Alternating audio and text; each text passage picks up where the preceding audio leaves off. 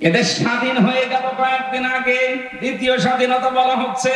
এরপরে অনেক ভণ্ড এখনো বসে নেই এই কথাটাকে কোরআনের বিরুদ্ধে পুরা উল্টা সাজিয়ে মানুষকে এখনো ধোঁকা দিয়ে বোকা বানাচ্ছে।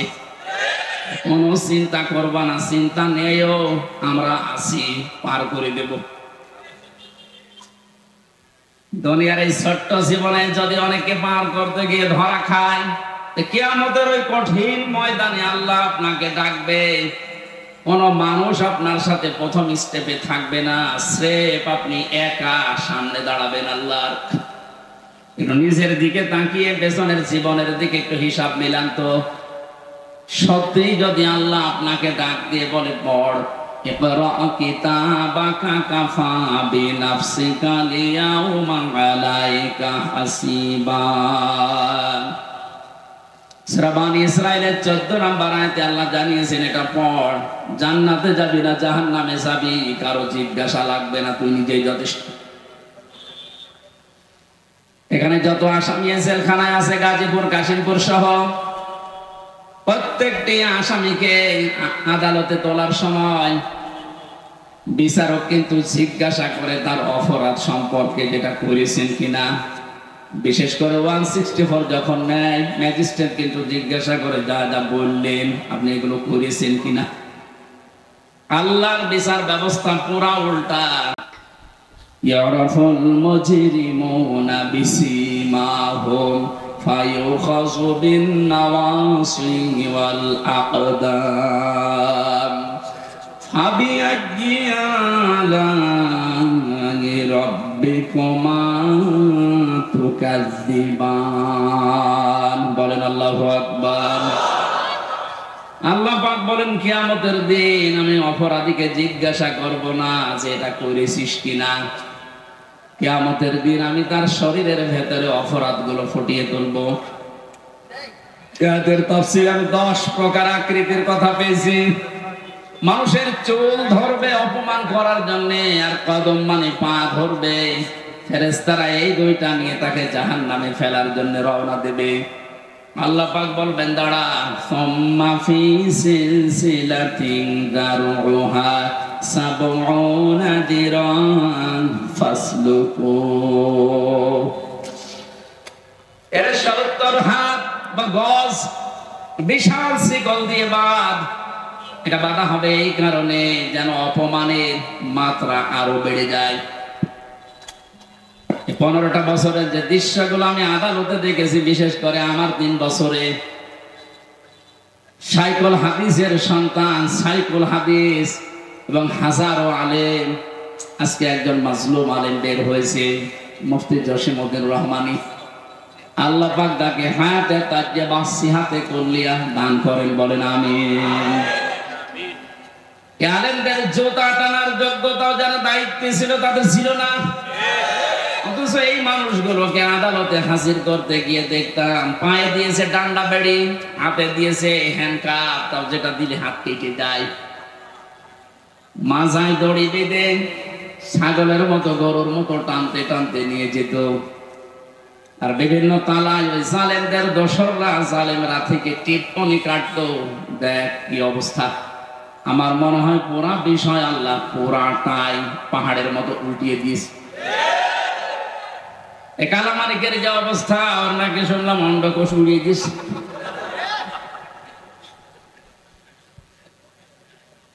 এ শয়তানটা বিশ্ব নন্দিত মুফাসসিরে কোরআন শহীদ আল্লামা দেলাওয়ার হোসেন সাইদি রহমতুল্লাহ আলাইহি, তাকে ফাঁসি দেওয়ার জন্য যে গর্ববোধ করেছিল যে আমি তাকে ফাঁসি দিয়েছি।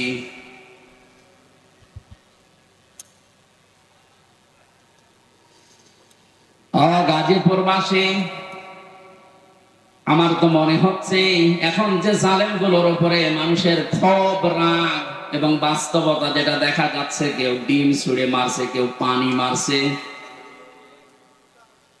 কেউ কিল ঘুষিত ফিরিয়ে আসে। এগুলো সব আমার যতটুকু ধারণা নবীর ওই হাদিস অনুযায়ী এটা আলেমদের বরদোয়ার ফল। বিশ্বনবী জানিয়েছেন, ইত্তাকি দাওয়াতাল মাজলুম, পৃথিবীর মানুষেরা সাবধান, তুমি আর চাই করো না কেন মজলুমের বরদুয়া থেকে নিজেকে বেশি বাঁচিয়ে রাখবা, কারণ এটা একটা কঠিন বিষয়। ফাইন্নাহা লাইসা বাইনাহু ওয়া বাইনাল্লাহি হিজাব। মজলুম যদি বরদুয়া করে আর আল্লাহর মাঝে কোনো পর্দা কোনো ফারাক থাকে না, সঙ্গে সঙ্গে কবুল হয়ে যায়।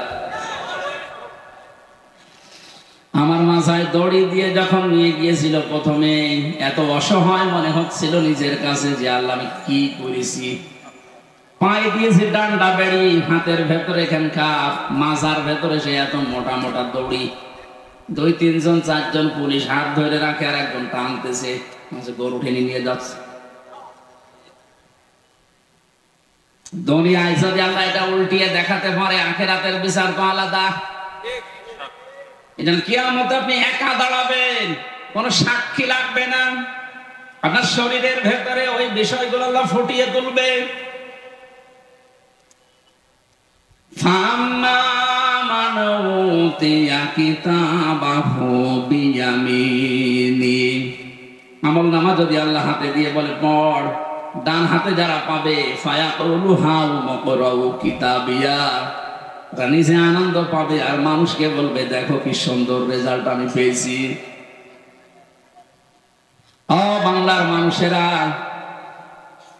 পাশে যেহেতু কারাগার, হাজারো মানুষ এখন যারা আছে, আমি যেহেতু নিজের বাস্তবতা বলছি, হাজার হাজার মানুষ এই জেলখানায় তো প্রায় এক জায়গায় 10,000 আছে, এখন মনে হয় আরো বেশি। এই মানুষগুলো এই মাগরিবের পরে এশার পরে এদের অনুশোচনা শুরু হয়। সবাইকে উদ্দেশ্য করে বলছি, আমরা যে যা করছি দুনিয়াতে, কিয়ামতের ময়দানে বইটা হাতে দেওয়ার পরে পড়তে পারবেন তো? এজন্য নিজের ব্যক্তিগত জীবনকে আগে সংশোধন করা আরম্ভ করেন। আমি নিজের থেকে এখন শুরু করব। আমি যদি সত্যি এখনই মারা যায়, আমার এই 33 বছরের যে রেকর্ড আল্লাহ আমাকে দেখাবে, আমি যেন সম্মুখে পড়তে পারি, এরকম কাজ এখন থেকে আরম্ভ করব। জীবনের আসল সফলতায় তো এটা, ফামান সুহসিহা আনিন নারি ওয়া উদখিলাল জান্নাতা ফাকাদ ফাজ। আল্লাহ পাক বলেন ওই লোকটার জীবন তো সফল, যাকে আস্তে আস্তে জাহান্নামের কাজগুলো ছেড়ে দেওয়ায় আর জান্নাতের কাজের দিকে আমি আল্লাহ তাকে এগিয়ে দেই।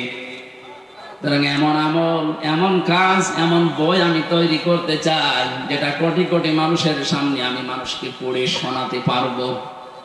বলেন আমিন। কিয়ামতে যেহেতু সর্বপ্রথম আল্লাহ বিচার ব্যবস্থায় আপনাকে আমাকে একা ডাকবে, স্রেফ কেউ থাকবে না। সূরা মারিয়ামের 95 নম্বর আয়াত অনুযায়ী যদি এখনো কেউ ধোঁকায় পড়ে থাকেন যে না আমার বাবা আছে বাঁচাবে, আয়াত অনুযায়ী এটা পুরা মিথ্যা আশ্বাস। কথা বলেন না কেন? কেউ থাকবে না পাশে, আপনি স্রেফ একা থাকবেন। বিচারের দ্বিতীয় স্টেপে আল্লাহ এবার ডাকবেন, ইয়াউমা নাদউ কুল্লা উনাসিম বিইমামিহিম।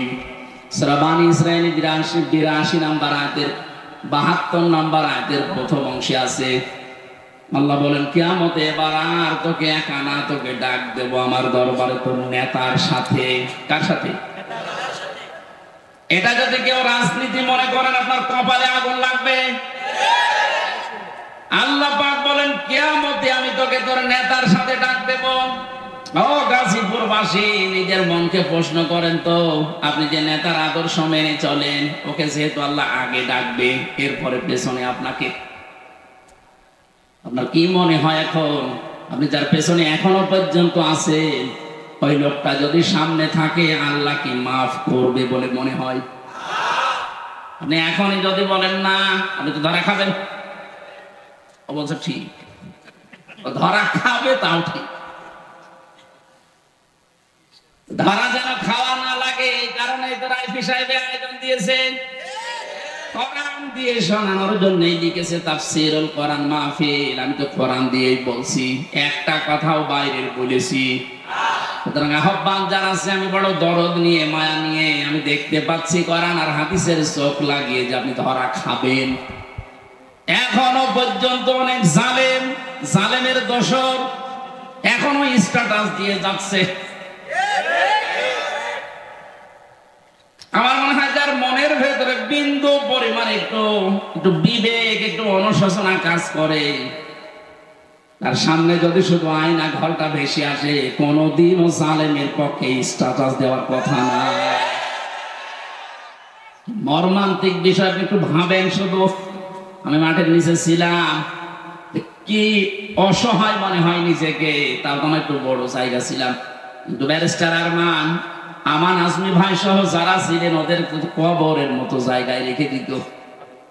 এই জুলুমের সাথে যারা জড়িত, এখনো যদি বিশ্বাস না হয়, যারা দায়িত্বে আছে তাদেরকে বলবো, আয়না ঘরটা টুরিস্ট স্পেস হিসাবে রেখে দেন। মানুষ যেন, তামাম দুনিয়ার মানুষ বোঝে যে এই পৃথিবীতে একজন জালেম ছিল।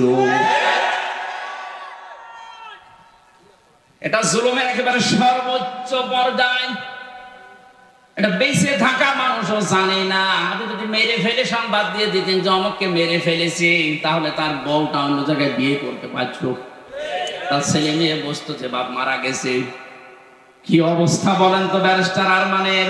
তার স্ত্রীকে আপনি কি জবাব দেবেন কিয়ামতে? আয়না ঘরের সাথে যারা জড়িত ছিলেন, যদি ব্যারিস্টার আরমানের বউ আপনাকে মাফ না করে, কোরআন হাতে নিয়ে বলছে আপনি চির জাহান্নামী, কেউ পারবে না। আল্লাহ বলেন আল্লাহ পারবে না, কারণ আল্লাহ পাক ছেড়ে দিয়েছে ব্যারিস্টার আরমানের বউর উপরে। এটা হক্কুল ইবাদের ভেতরে 8টা বছর স্বামী থেকে আপনি তাকে আলাদা করে রেখেছেন। ও জানতোই না যে দুনিয়ায় আছে।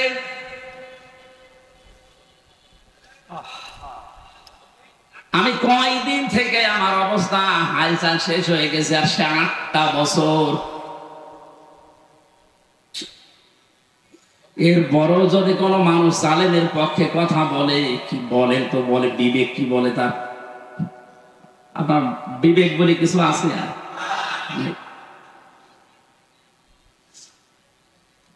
আর তো বাস্তব কথা বলছে, আপনি কিন্তু ধরা খাবেন, আমি দেখতে পাচ্ছি। এখন আদর্শ ঠিক করেন। বহু মানুষকে দেখলাম কিচ্ছু হয়নি, এখন যেহেতু বাঘ নিয়ে আসে, শুধু এইটা দিয়ে চললে কেমন দেখা যায়। চর্ম চোখে আল্লাহ তুমি আমাদেরকে অন্তত তাড়াতাড়ি দেখার তৌফিক দাও যে কোরআন দিয়ে দেশটা চলছে।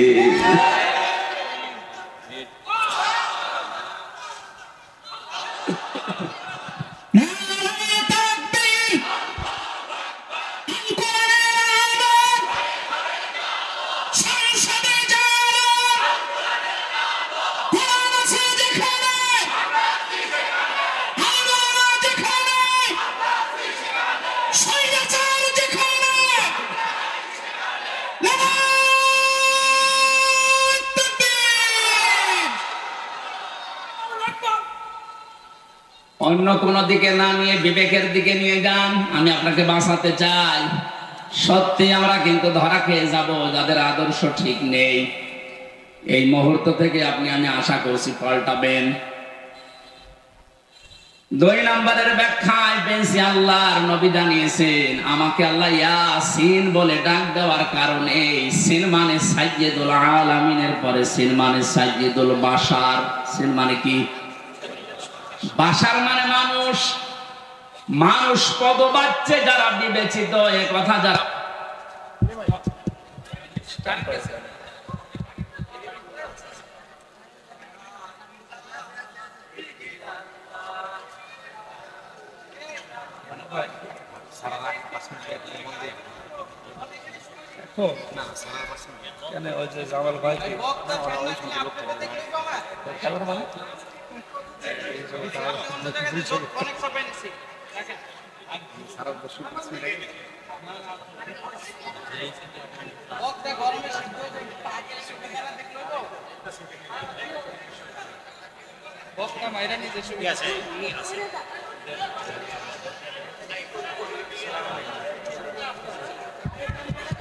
দেরি হয় কেন?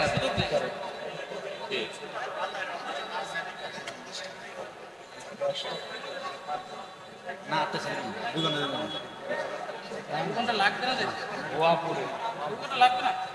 এত দূরে নিয়েছেন রাস্তায় সুবহানাল্লাহ আলহামদুলিল্লাহ লা ইলাহা ইল্লাল্লাহ সুবহানাল্লাহ আলহামদুলিল্লাহ লা ইলাহা ইল্লাল্লাহ লা ইলাহা ইল্লাল্লাহ মুহাম্মাদুর রাসূলুল্লাহ। এখানে মানুষ আমরা যারা দাবি করছি এখনই সিদ্ধান্ত পাল্টিয়ে যান, যদি এর আগে ভুল করেও থাকেন, যে আমি এখন থেকে যতদিন আছি মুহাম্মদ রাসূলুল্লাহ ছাড়া কাউকে আদর্শ মানি না, মানব না। সাইয়্যিদুল কাওনাইন শুধু এই জগতে না, আমার আরেকটা জগৎ আছে, ওখানেও লাগবে তাকে। কিয়ামতে সুপারিশ করার জন্য আল্লাহ সর্বপ্রথম যাকে অনুমতি দেবেন তিনি আমাদের নেতা মুহাম্মদুর রাসূলুল্লাহ। যার অনুমতি ছাড়া আল্লাহর বানানো জান্নাতে যাওয়া যাবে না। এখনই তাকে ঠিক করে তারপরে মরেন। তিনি শুধু সাধারণ মানুষের না, সাইয়্যিদুল আম্বিয়া, নবীদেরও নেতা ছিলেন। শুধু নবী না, সাইয়্যিদুল মুরসালিন, রাসূলদেরও তিনি আদর্শ ছিলেন, নেতা ছিলেন। আল্লাহ পাক তাকে প্রথমে এই নামে ডাক দিয়েছেন ইয়াসিন, 2 নম্বরে বলেন তোহা। এটা নবীজির নাম। রাসূলুল্লাহকে আল্লাহ সম্বোধন করেন মানসালনা আলাইকাল কুরআনা লিতাশকা। হে নবী, আপনাকে আমি কোরআনটা এই জন্য দেইনি যে আপনি অপমান হয়ে থাকবেন, অপদস্থ হবেন, না খেয়ে থাকবেন, বন্যার পানিতে ডুবেই মরে যাবেন না। কোরআন দিয়েছি এগুলো সব মোকাবেলা করার জন্য।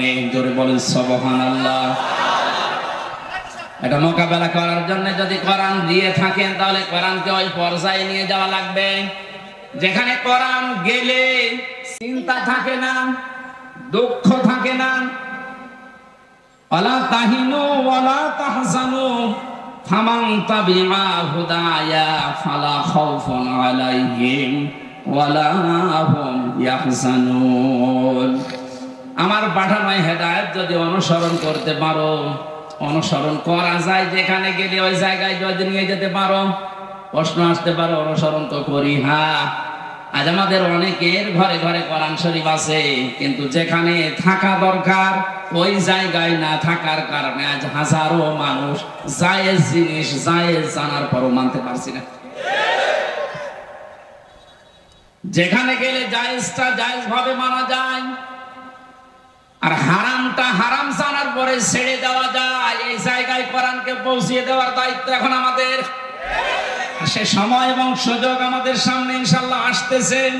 এরপরও যদি আপনি ভুল করে ফেলেন, আমার মনে হয় বারবার আল্লাহ সুযোগ দেবে না। কথা বলেন না কেন? মান ক্বারাআল কুরআনা ফাস্তাযহারাহু, যে ব্যক্তি কোরআন পড়ে এবং কোরআনকে দাঁড় করানোর জন্য স্পষ্ট ইজহার মানে বিজয় করা। ইজহার মানে কি? কোরআনকে বিজয় করার জন্য যারা চেষ্টা চালায়, ফাহাল্লা হালালাহু ওয়া হারামা হারামাহু, এর হালালকে হালাল জেনে আঁকড়িয়ে ধরে, হারামকে হারাম জেনে ছেড়ে দেয়, আদখালাহুল্লাহুল জান্নাহ। হে নবী, আপনি বলেন আল্লাহ পাক তাকে জান্নাতে দিয়ে দিয়েছে। জান্নাতে দেবে না, জান্নাতে দিয়ে দিয়েছে। সুতরাং এমন একটা দেশ এখন কোরআনে কারিম দিয়ে গঠন করা দরকার যেখানে বসবাস করলে জান্নাতে যাওয়ার গ্যারান্টি পাওয়া যায়। হজ করতে যারা যান, এই যে মানুষগুলোকে আমি দেখেছি 16 সালে,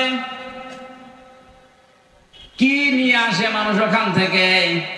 আসার সময় হয় তসবিহ নেয়, পাথর নেয়, জায়নামাজ নেয়, আতর নেয়, আর বাকি কিছু কিছু জিনিস নিয়ে আসে, স্বর্ণ।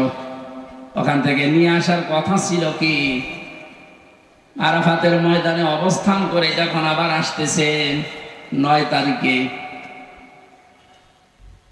মুজদালিফার যে ময়দানটা আছে, লক্ষ লক্ষ নারী পুরুষ খোলা আকাশের নিচে, কোন অভিভাবক লাগবে না, একা একা শুয়ে আছে, পাশে যুবতী মেয়ে আছে। কোনদিন কার আজ পর্যন্ত সাহস হয়নি যে একটু তাকায়। কথা বলে না কেন? যেমন তেমন মেয়ে লোক না, বিশ্ব সুন্দরী যারা, তারাও শুয়ে আছে। এই কঠিন পরিস্থিতিতে যদি কোনো মানুষ আজ পর্যন্ত এটা প্রমাণ করতে না পারে যে এখান থেকে 5টা মেয়ে হাইজাক হয়ে গেছে। শুনেছেন কোনদিন? 5টা মেয়ে সম্ভ্রম হারিয়ে ফেলেছে, শুনেছেন কোনদিন? 5টা ধর্ষণের শিকার হয়েছে, শুনেছেন? আপনি এটা নিয়ে আসতে পারেন না। কোরআনের নিয়মটা থাকার কারণে যদি খোলা আকাশের নিচে মরুভূমির ভেতরে এত বড় একটা নিরাপত্তা গ্যারান্টি পাওয়া যায়, 56,000 বর্গ মাইল যদি এটা দিয়ে চলে, পুরাটাই আমার মনে হয় আল্লাহ মুজদালিফার মতো নিরাপত্তা দিয়ে দেবে।